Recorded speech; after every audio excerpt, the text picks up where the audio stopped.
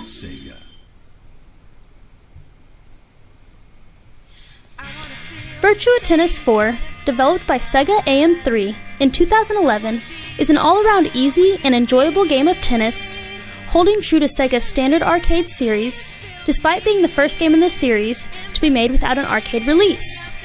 The game kicks off with the rather silly, yet encouraging title song, Breathe Victory, while displaying an array of some of the sport's most recognizable players from both the men and women's tours. If you can't recognize the likes of the game's greats, such as Roger Federer or Rafael Nadal, by their remarkable resemblance to their real-life counterparts, you are sure to recognize them by the distinguishable player swings and movements the intro captures.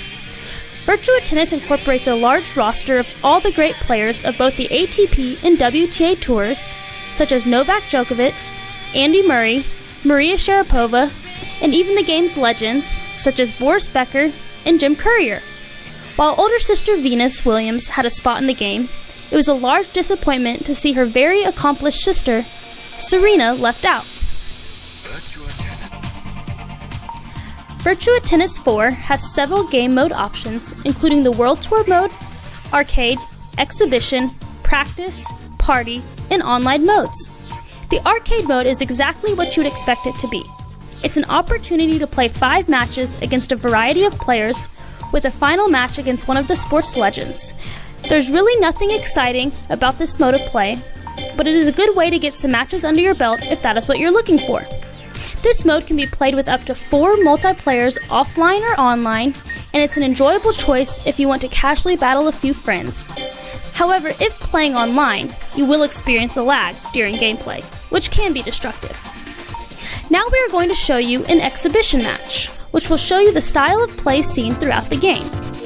The exhibition mode is really just a time waster, but a good way to familiarize yourself with the game's relatively easy controls, which can be picked up by even the most inexperienced of gamers within a few minutes.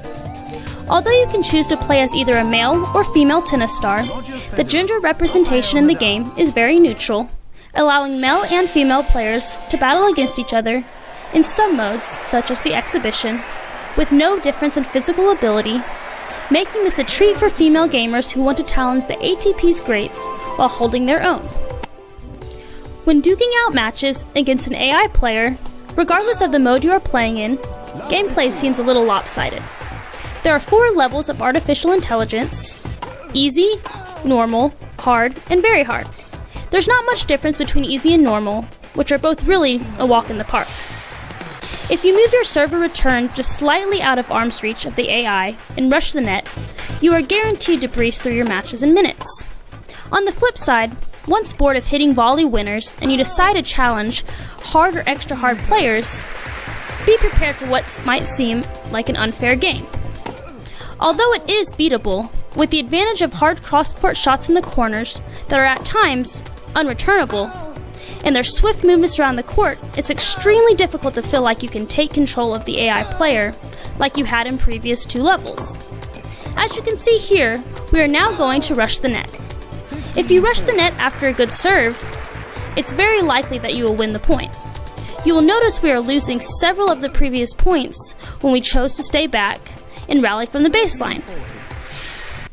Adding quite a spin to the standard arcade games, the World Tour mode allows you to move around the board, improving your game by participating in practice, which consists of mini-games, or landing on match spaces where you play a match or a tournament, allowing you to level up as your player progresses through the game.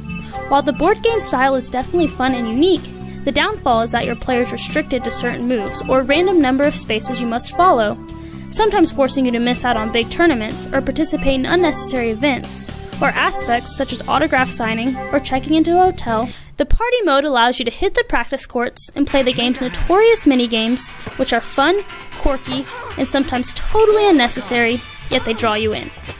These games can be played simply for fun or as a training in the World Tour mode to test your abilities and improve your all-around court game. If you are a casual player that doesn't have more than a few minutes to play the game, hitting the court for a quick mini-game is always a good choice. Filled with lots of juiciness, you are guaranteed to leave the practice courts in a good mood, feeling very inspired. The overall presentation of the game is fantastic. Visual presentation hasn't drastically changed since its preceding game in the series, but graphics are an improvement.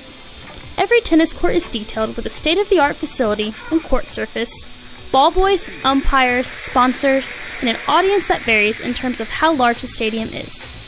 While Virtua Tennis IV does lack the 4 major Grand Slams, such as Wimbledon and Roland Garros, as it has in the previous 3 games of the series, which will forever be a disappointment to tennis fans, it provides large stadiums on all surfaces that resemble the beloved major tournaments. Player animations are smooth and fun, grunts will be heard as balls are struck, ball hitting sound effects take place with each shot, while praise is given from the audience in support of good rallies. Announcements takes place after matches, broadcasting the winner, but slow-motion replays are not shown after points, which could be a nice touch for future games in the series. In-game music consists of a combination of jazz and techno tunes, which are relaxing and helpful in getting into the zone of a match. If the music is a bit much, turning the sound off is always an option, but this will also take away from the grunts and ball striking sounds, which is a nice addition to the game. While there are many improvements that can be made for future games of the Virtua Tennis series, Sega has once again created an enjoyable game falling under the arcade and sports game genres. Whether you are a casual gamer or a hardcore player, an avid tennis fan, or an occasional onlooker, pick up Virtua Tennis 4. It's an easy-to-learn, fun-to-play game that will both challenge you and excite you, and most likely encourage you to hit the real courts in the future.